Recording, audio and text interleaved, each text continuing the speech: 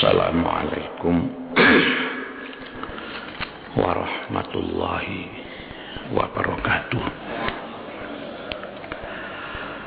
Bismillah, alhamdulillah, wassalatu wassalamu ala rasulillah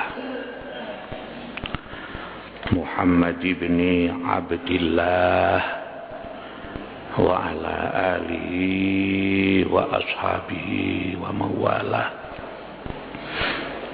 wala haula wala quwwata illa billah. Rabbana la ilma lana illa ma 'allamtana innaka antal alimul hakim. Rabbana wa tub alaina ya maulana innaka antas tawwabur rahim. Amma ba'du. Para bapak, para ibu, adik-adik sekalian rahimakumullah. Alhamdulillah,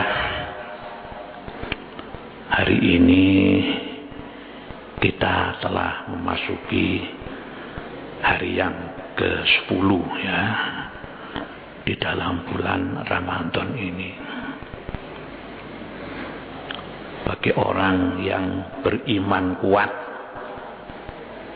itu merasa kok baru puasa sudah 10 hari gitu ya. Perasaan kita itu cepat sekali ya. Baru kapan puasa sudah 10 hari. Kalau kita punya perasaan seperti ini menunjukkan bahwa iman kita ini sudah tebal ya, kuat. Tapi kadang-kadang ada orang itu puasa ini merasa lama begitu ya, bukan tentek poso sing jarep-arep riyo tok. Ini kebalikannya ya. Itulah sesuai firman Allah dalam Al-Quran itu,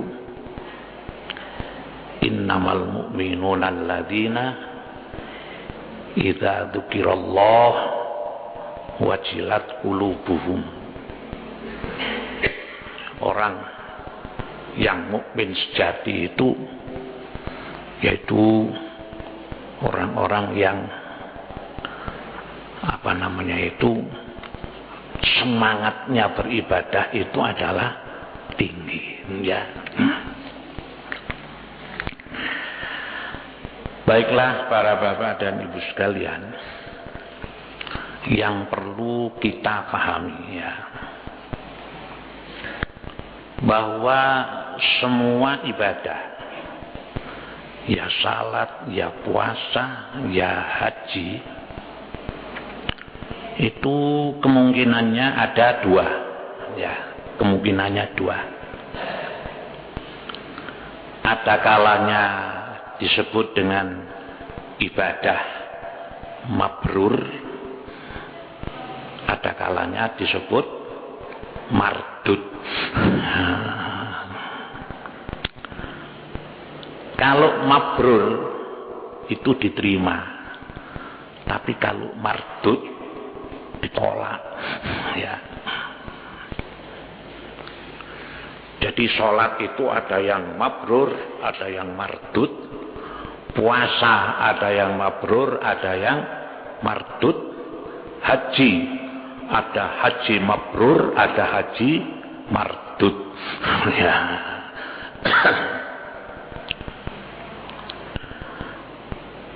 Setiap ibadah yang mabrur itu dijamin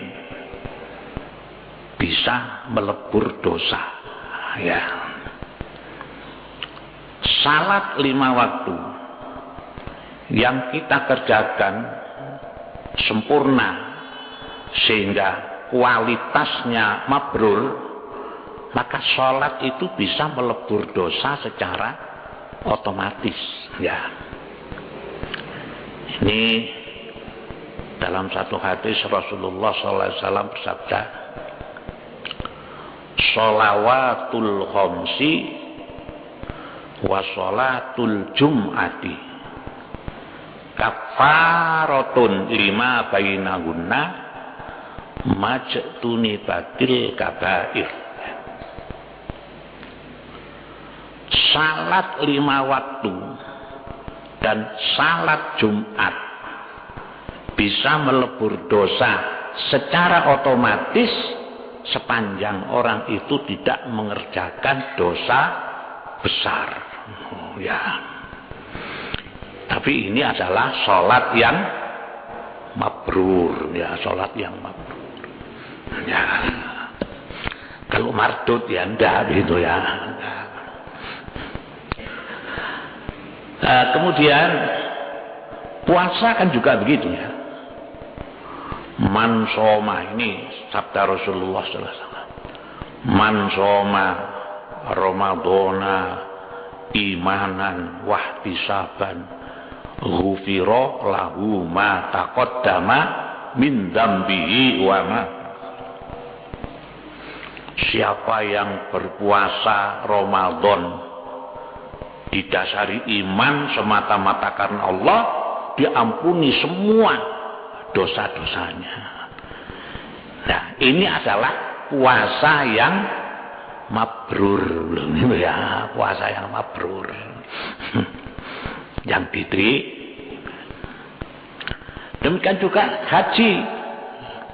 Nabi bersabda, al-hajjul mabrur laisa lahul jaza illal jannah. Haji yang mabrur tidak ada balasan lain kecuali hanya surga. Nah, sekarang yang jadi pertanyaan ini ya, puasa kita ini mabrur apa enggak? Ya. Jadi puasa kita ini mabrur apa tidak? Ya. Di dalam satu kitab Imam Al-Ghazali itu menerangkan ya, ciri-ciri puasa yang mabrur, puasa yang diterima. Ya. Ciri-cirinya puasa yang diterima yang mabrur itu satu, mengerjakan puasa semata-mata hanya karena Allah. Ya, hanya karena Allah. Lillahi ta'ala. Apa ada orang puasa tidak karena Allah? Ya ada saja, ya. Karena sungkan, gitu ya. Ada orang ditanya, sekarang sampai kok puasa? Iya puasa saya. Kalau tidak puasa saya ini repot, nak. Kenapa? Loh, mertua saya itu loh haji. Jadi berpuasa itu karena mertua. Ini kan jelas itu namanya tidak karena Allah. Ada juga orang, saya puasa Pak, tahun kemarin tidak, saya sedang puasa. Kenapa? Kepala saya yang sekarang ini puasa. Ya, karena kepalanya puasa, dia puasa. Itu kan namanya tidak karena Allah ya. Jadi ini ya. Jadi puasanya karena Allah. Orang kalau puasa karena Allah itu enggak ngersulo. Ya, enggak ngersuloan, Pak. Ya. Enggak pernah sambat. Ya. Misalnya saja jam 11 siang begitu ngomong-ngomong. Oh, biasa ingin iki mari ngombe kopi rokokan. Gimana kejut. Nah, ya. Loh, ngomong-ngomong gitu itu menunjukkan berarti dia puasa itu tidak karena Allah. Ya. Nih, jadi puasa harus semata-mata karena Allah. Nah, itu kalau kita niat puasa itu kan ya, nawaitu shauma ghadin an adai fardhi syahri Ramadana hadisanati fardhon lillahi ta'ala. Nah, ini satu. Yang kedua, puasanya benar, ya, benar puasanya. Bagaimana puasa yang benar itu? Sesuai dengan tuntunan Rasulullah, ya. Jadi tahu, ya, rukunnya puasa tahu, ya. Yang batalkan puasa juga tahu. Jadi tahu. Nah, karena itu kalau ingin puasanya benar, mau ngaji, mempelajari bagaimana puasa yang benar. Nih, ya, puasanya benar. Kadang-kadang kan masih banyak orang tanya kalau kita membaca di surat-surat kabar itu. Ada yang bertanya, Pak, saya ini kemanten baru, wah, kebabasan. Siang-siang saya kumpul dengan istri saya. Ini batal apa enggak loh, ya. Loh, baru tanya, setelah berbuat baru tanya, gitu ya. Jadi puasa itu harus paham betul bagaimana puasa yang benar. Kemudian yang ketiga, selama berpuasa tidak berbuat maksiat. Ya. Apa maksiat? Maksiat itu adalah perbuatan melanggar hukum. Ya. Setiap perbuatan melanggar hukum. Maksudnya adalah melanggar hukum agama, itu namanya jadi maksiat, ya. Apa saja perbuatan yang melanggar hukum agama itu namanya maksiat. Ya misalnya saja yang sering-sering disampaikan itu bohong, nah ya, bohong, dusta, kerasannya orang, menfitnah, ya. Apa saja ya yang maksiat. Karena itu kalau orang puasa kan harus hati-hati. Kalau jualan jangan banyak bohong. Kalau maklaran jangan banyak poya. Ya, poso-poso maklar poyae mekutu. Ini kan ya. Ya, jadi misalnya saja melanggar hukum apa? Suami istri setelah sholat subuh jalan-jalan keliling alun-alun sama-sama pakai katok pendek. Nah, ini kan namanya perbuatan melanggar hukum, ya toh? Karena apa? Kan setiap orang Islam itu wajib menutup aurat, ya toh? Nah, auratnya orang laki kan mulai batas udel sampai dengkul. Nah, kalau orang perempuan kan seluruh tubuhnya kecuali muka dan telapak tangan. Dan itu pernah ada orang tanya, saya ini seorang karyawati, saya ke kantor tidak pakai kudung, ya apakah saya ini puasa saya sah? Ya. Nah, kalau puasanya sah ya sah saja. Tapi karena melanggar hukum, dia membuka aurat. Nah, ya loh, buka aurat. Ini namanya adalah berbuat maksiat, berbuat maksiat. Ya. Jadi semua perbuatan melanggar hukum ini namanya perbuatan maksiat. Ya. Nah, kemudian yang keempat, syaratnya puasa yang mabrur itu jangan sampai ada makanan, minuman haram yang masuk ke dalam perut. Ya. Buka sahur jangan sampai terkontaminasi ya makanan haram. Ya. Apa yang dimaksud dengan makanan haram itu apa? Haram itu kan ada dua macam ya. Pertama namanya haramun li dzatihi. Ya. Benda-benda yang memang hukumnya haram. Seperti babi, anjing, bangkai, ya, bir dan sebagainya ya yang diharamkan. Ini namanya haramun li dzatihi. Benda-benda yang memang hukumnya haram. Yang kedua namanya haramun li aridin. Bendanya halal tapi hukumnya haram. Ya. Ya, contohnya apa? Misalnya seperti telur asin. Telur asin itu kan hukumnya halal. Tapi karena ngambil kepunyaan orang, kemudian dipakan. Itu telur ini namanya telur haram. Begini-begini jangan sampai masuk telur. Ya. Barangkali ada orang puasa buka di warung, ya, minta rawon 1, teh 1, kemudian tambah babat 3, nah, mendolnya 3. Setelah bayar ditanya tambahnya apa Pak? Mendol 1.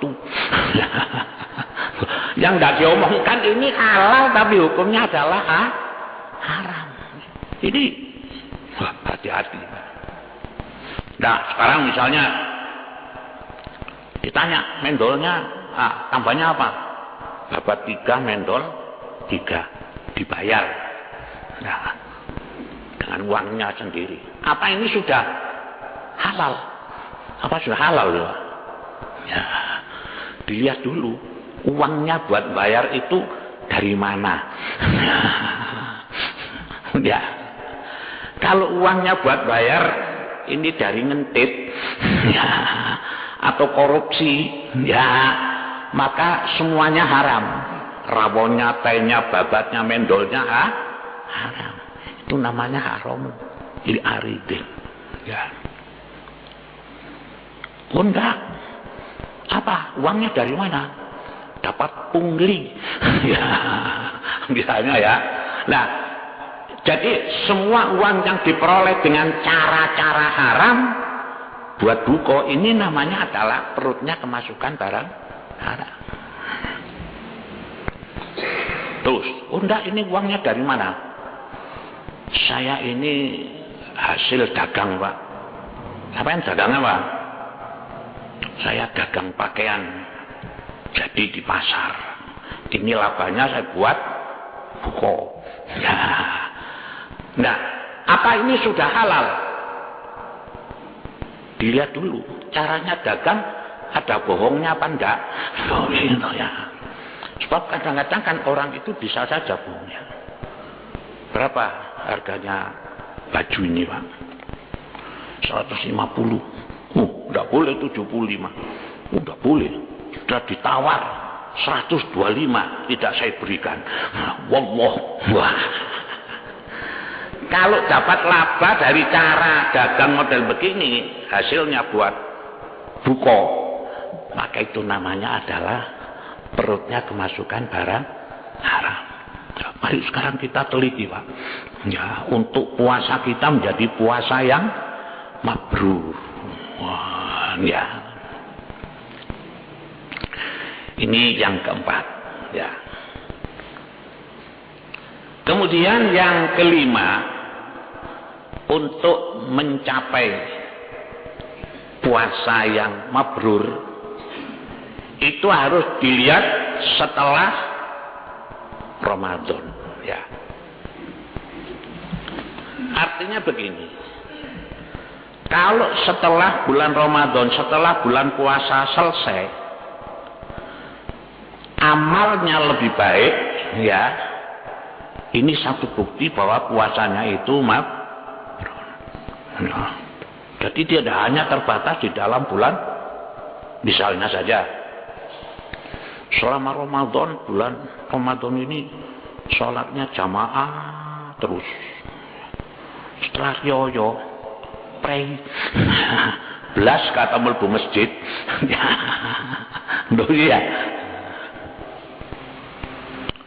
Pada waktu bulan Ramadan, setiap malam darusan baca Quran. Mari riyo Quran tutup, ya, buka engko yo posoan maneh, buka maneh Quran iki. Lho ya. Waktu Ramadan jujur ndak pernah bohong, wis aja kate goro wis. Kok posomu gak dadi, aja goro. Waduh diwajah. Mari riyo yo gorone kambu. Oh ya. Udah ya. Jadi seakan-akan bahwa dia tidak berbuat maksiat ini hanya karena puasa, ya.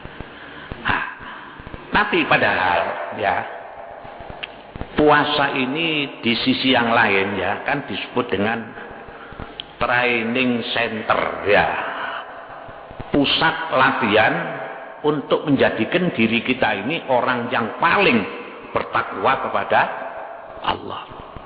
Ini kalau kita lihat di dalam Al-Quran itu kan ya, itu ya ayyuhalladzina amanu kutiba alaikumusyamu kama kutiba alal ladzina min qablikum la'allakum tattaqun. Ya, wahai orang yang beriman, diwajibkan atas kamu puasa sebagai nama umat-umat yang terdahulu agar kamu Jadi sebenarnya tujuan pokok berpuasa itu adalah menjadikan kita ini orang yang paling bertakwa, ya.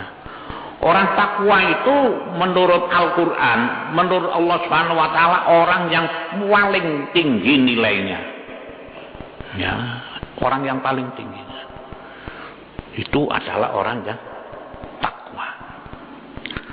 Orang yang besok masuk surga pertama kali itu adalah orang yang paling takwa kepada. Nah, puasa ini adalah usaha upaya untuk menjadikan kita ini menjadi orang yang paling bertakwa kepada Allah, ya. Nah, apa sekarang buktinya kalau puasa itu menjadikan kita orang yang bertakwa, ya. Sekarang secara realita, ya, secara realita orang itu tidak mau berbuat dosa, tidak mau berbuat kejahatan. Itu sebabnya ada 3, ya, ada 3. 1, ada orang tidak mau berbuat dosa dan kejahatan karena berdasarkan pertimbangan akal yang sehat. Nah, saya tidak mau ngapusi orang, apa? Ngapusi itu jelek. Ya, saya tidak mau bohong itu jelek. Loh, itu namanya orang tidak mau berbuat jahat karena berdasarkan pertimbangan akal yang sehat. Kalau orang itu akalnya sehat, mesti pertimbangan. Tidak mau bohong itu, tidak mau. Ngapusi orang, tidak mau. Tidak mau berbuat jahat. Yang kedua, ada kalanya orang itu tidak mau berbuat jahat atau dosa itu karena takut orang, ya, karena takut orang. Ya, kalau misalnya di Malang karena banyak yang kenal, tidak mau berbuat maksiat, tapi setelah ada di Bandung dewean kan sing kenal, wow, gitu ya. Nah, ada kalanya orang itu begitu. Kalau di Malang khusyuk, tapi di ngene jowo. Wow, begitu ya. Ini namanya orang itu tidak mau berbuat jahat karena sungkan orang atau takut orang, ya. Yang ketiga, orang itu tidak mau berbuat dosa, tidak mau berbuat kejahatan karena semata-mata takut kepada Allah. Oh, ya, takut kepada Allah. Kalau orang itu tidak mau berbuat kejahatan, tidak mau berbuat dosa karena takut kepada Allah, maka kapan saja, di mana saja dia berada, tidak akan berbuat jahat, tidak akan berbuat Kalau masih takut orang, kalau orang yang ditakuti tidak ada, dia akan wajar. Ya, ya. Itu kenapa orang itu kelihatannya baik-baik, tapi nyatanya korupsinya besar. Ya, tahu-tahu lari ke luar negeri. Ya karena hanya takut pada orang, tidak takut kepada Allah.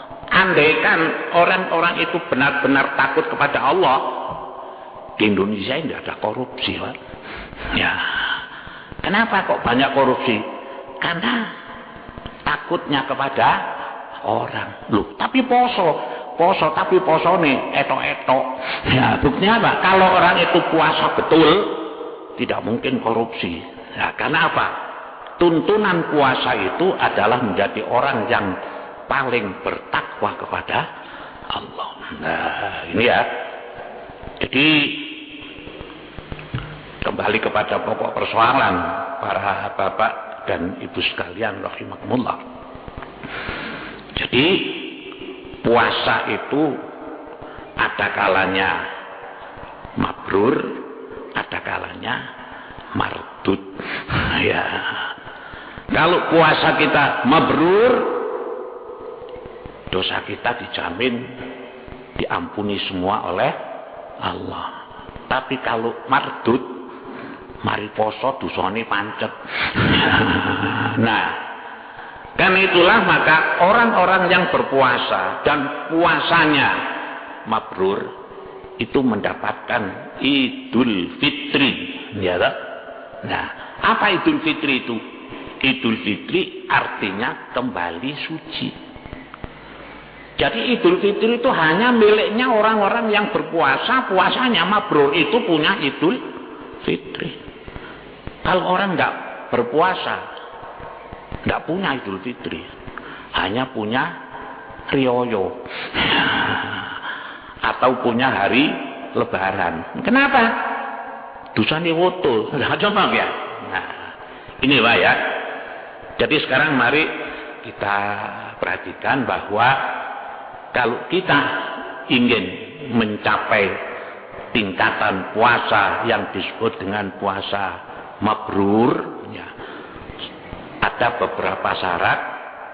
Satu, puasanya karena Allah, ya, tidak ada karena siapa, karena apa, juga tidak ngerundel, ya.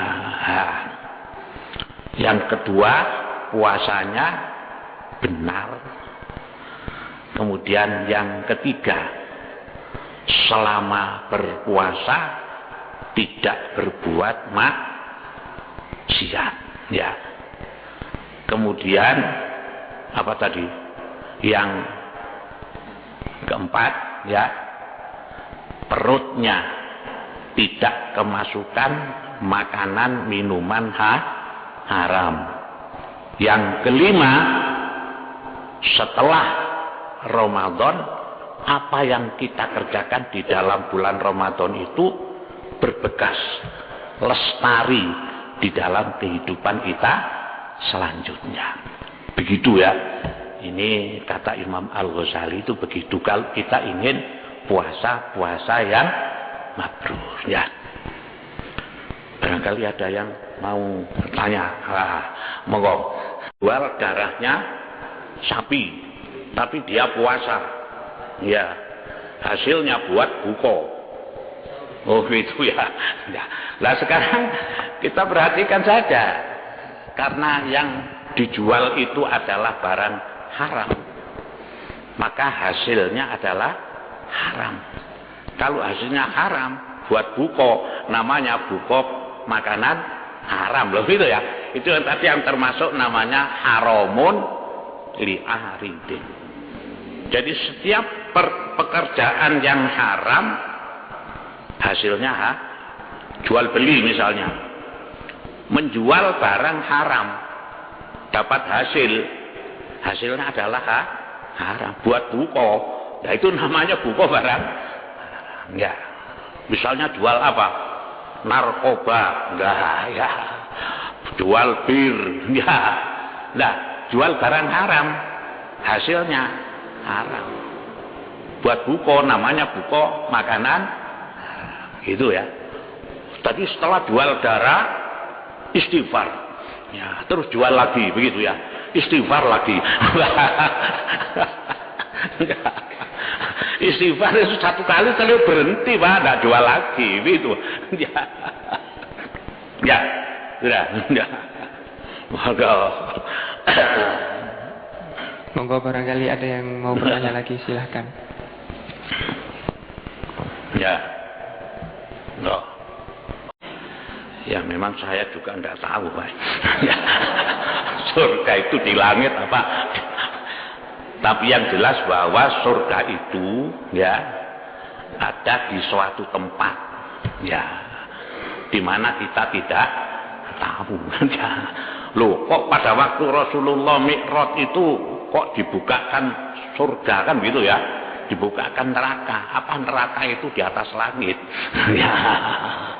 Nah, itu Allah menunjukkan neraka itu di sana, ya, atau menunjukkan surga di sana. Apakah surga itu di sana? Nah, ini tidak ada yang tahu ya.